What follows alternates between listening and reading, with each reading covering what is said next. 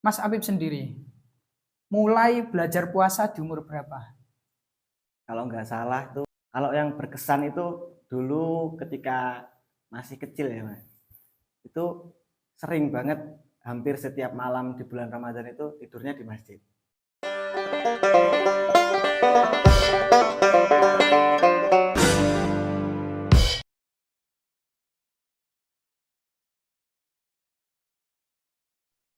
Assalamualaikum warahmatullahi wabarakatuh. Halo Sobat Podcaster, kembali lagi di program Rapot Ramadan Podcast.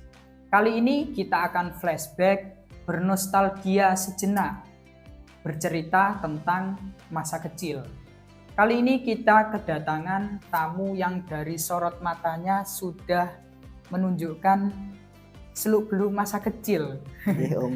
Dia adalah Kang Afif Mudofar, salah satu santri Pondok Pesantren Al Amin yang juga aktivis IPENU di IAIN Kediri ya. Iya. Oke, di IAIN Kediri.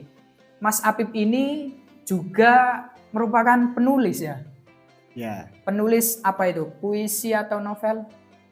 sekarang masih puisi, Masih puisi. Sudah menerbitkan berapa buku? baru satu, Baru satu. Judulnya apa? Rasa Dalam Kata. Rasa Dalam Kata. Oke teman-teman, jangan lupa dibaca ya bukunya. Nanti langsung saja hubungi Mas Apip ini. Nanti endorse-nya masih saya ya. Tapi teman-teman semua, apa? Gratis. Oh gratis. Oh ya enggak lah. Oke, teman-teman semua, kali ini kita tidak akan ngomongin tentang buku karya Mas Apip itu, tetapi mau ngomongin cerita masa kecil di bulan Ramadan. Ya, Mas Apip sendiri, mulai belajar puasa di umur berapa? Kalau nggak salah tuh waktu masih TK, sekitar umur 5 atau 6 tahunan lah. Itu sudah diajari orang tua untuk berpuasa walaupun masih setengah hari. Puasa setengah hari ya. Ya. Untuk puasa penuh masih ingat nggak mulai kelas berapa itu?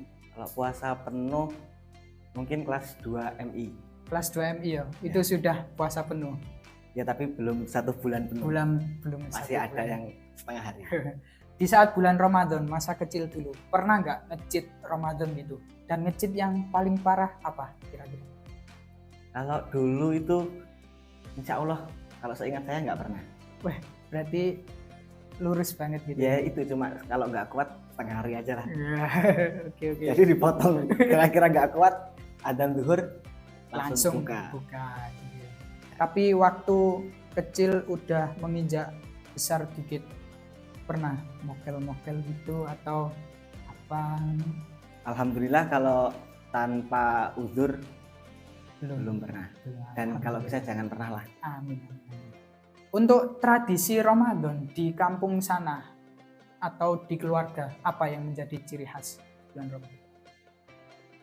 Kalau di lingkungan sekitar itu biasanya kalau awal Ramadan ya, itu teman-teman sebaya seusia gitu bikin apa namanya kayak petasan gitu loh, petasan dari bambu gitu. Oh, kalau di sini belanggur Nah, belanggur atau mercon bumbung.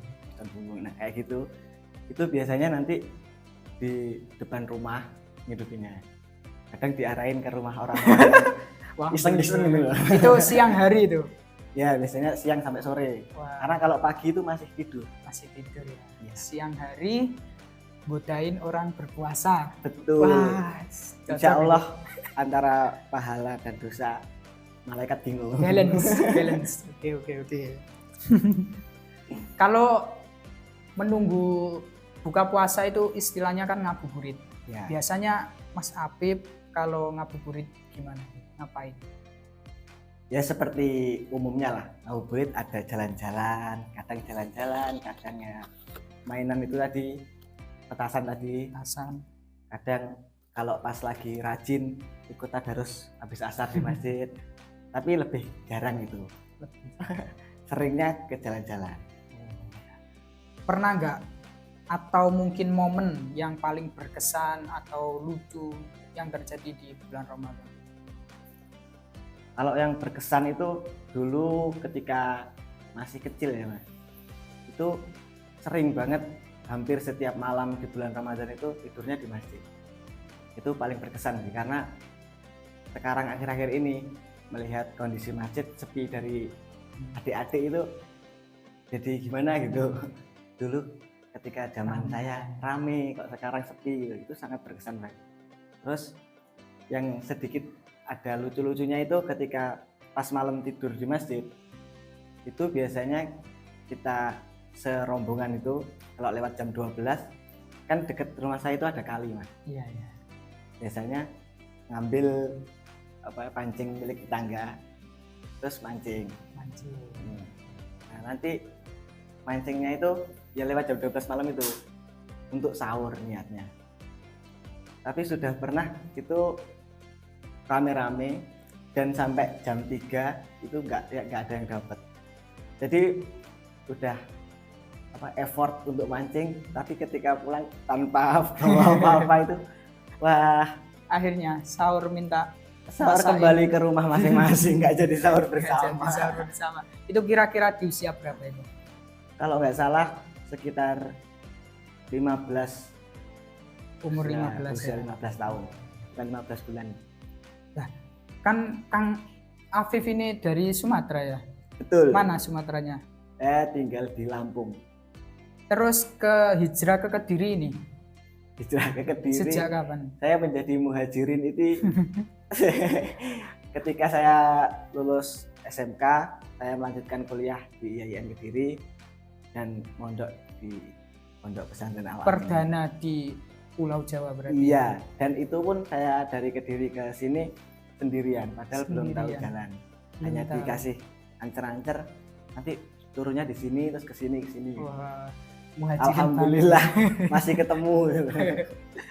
Lah, itu yang menjadi pembeda Ramadan di rumah sama Ramadan di sini mungkin apa? Kalau Ramadan di rumah yang pasti ada keluarga ya, kumpul keluarga. Itu rasanya pas buka bareng atau pas sahur bareng itu lebih, kekeluargaannya itu lebih lebih kuat lah. Kalau di sini kan kita LDR ya. LDR-an terasa kadang buka cuma VC. Gimana buka pakai apa ini? Terus kan dari sini ke Lampung perbedaan waktu sholat itu kurang lebih setengah jam. Jadi sini udah buka, sana masih nunggu. Bisa ngiming-ngimingin dulu ya. Betul. Mak, mak. Tapi kan ketika sahur gantian. Oh gantian. Ini sudah puasa, sana masih sahur. Oke. Terakhir kali pulang kapan? Terakhir kali pulang kemarin Januari. Oh baru ya. Iya, karena itu pun pulang karena kakak saya menikah. Jadi mungkin kalau nggak nikah ya nggak pulang. Kalau Ramadan tahun ini? Insya Allah nggak pulang ke Lampung. Insya Allah nggak pulang. Insya Allah nggak pulang ke Lampung. Lebaran LDR. Lebaran LDR. 2 kali lebaran ini LDR. Kalau di kampung dulu pernah nggak ikut kentongan sahur gitu, bangunin orang-orang? Ya, jadi pas tadi tidur di masjid gitu, itu sampai subuh kan. Jadi subuh itu sekitar jam 3 itu udah bangun. Awalnya pakai speaker masjid, sahur-sahurnya itu paling cuma sekitar 15 menit lah. Terus dilanjut keliling. Nggak hanya kentongan tapi ya pakai apa aja alat-alat yang ditemukan, mungkin ember atau besi atau apa, yang penting berisik gitu ya. Nah, kalau pengalaman saya pribadi ya, ketika terawih itu nyurvei musola atau masjid-masjid yang kilat-kilat waktu kecil lah. Kang Apep sendiri gimana? Pernah sih juga, tapi kalau dari permusola itu, kalau di kampung halaman saya hampir sama kecepatannya. Tapi kalau di masjid tempat saya biasanya itu malah bedanya itu dari per imam. Oh, jadi sesuai. Jadi kan biasanya itu dibagi setiap 5 hari itu 1 orang imam. Jadi selama 30 hari itu ada 6. Nah itu bisa, yang pertama itu biasanya lebih lambat. Jadi semakin ke belakang semakin cepat gitu ya. Mungkin yang di akhir-akhir ini lebih cepat karena biasanya orang-orang yang berangkat tarawih itu kan hanya pas awal Ramadan rame, Ya. nanti pertengahan kurang sebaris. Gitu ya. Jadi dikasih yang cepat-cepat biar tetap berangkat mungkin. Oke. Itu waktu kecil pernah minta tanda tangan nggak, mau berimam gitu, minta tanda tangan? Oh dulu kebetulan nggak ada perintah kayak gitu. Oh nggak ada. Cuma laporannya itu dari orang tua ngaji, bukan ikut salat raweh kalau dulu di MI. Jadi hanya ada form gitu, kayak form kertas laporan ngaji ke orang tua. Jadi dari orang tua langsung. Beda sama adat di sini ya. Iya. Kalau bisa mengulang ke masa kecil, pengen mengulang di momen apa itu? Pengennya mengulang ketika masih sama teman-teman, bisa malam tidur di masjid, pagi bangunin sahur, terus habis subuh jalan-jalan pagi, jadi itu pulang ke rumah tidur sampai jam 3 sholat zuhur, nanti nggak lama sholat asar, tiba-tiba udah tinggal nunggu maghrib. Itu sekitar umur 10 ke atas lah. 10 ke atas ya. Ya. Nah, untuk harapan Ramadan kali ini sendiri apa? Untuk Ramadan kali ini ya, semoga puasanya dapat full tanpa ada bolong satupun. Karena ngerasain pas mudik 2 tahun kemarin itu kan di perjalanan nggak puasa ya, karena jadi musafir. Kalau ada keringanan kenapa nggak dipakai ya? Itu kerasa banget pas lainnya makan gitu, kita puasa. Aduh, jangan sampailah, semoga di Ramadan kali ini bisa full semuanya tanpa ada godaan teman-teman, bukan godaan setan lagi, karena katanya setan kan di kerangkeng. Itulah. Itu ya.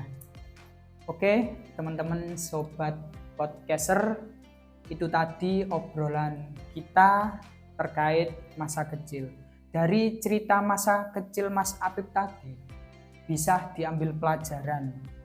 Meskipun masa kecil kita beling, setidaknya tidak di bawah di masa sekarang ya. Betul. Karena ada dawuh yang mengatakan bahwa hari ini harus lebih baik dari hari kemarin. Itulah orang yang beruntung. Kalau hari ini sama saja dengan hari kemarin, kita termasuk orang yang merugi.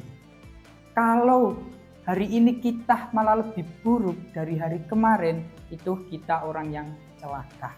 Begitu ya Mas Apip ya. Nah. Oke, sekian. Terima kasih. Semoga obrolan kami ini bermanfaat untuk pemirsa pada umumnya. Jangan lupa like, comment, and subscribe YouTube Pondok Pesantren Al Amin. Sekian, Assalamualaikum warahmatullahi wabarakatuh.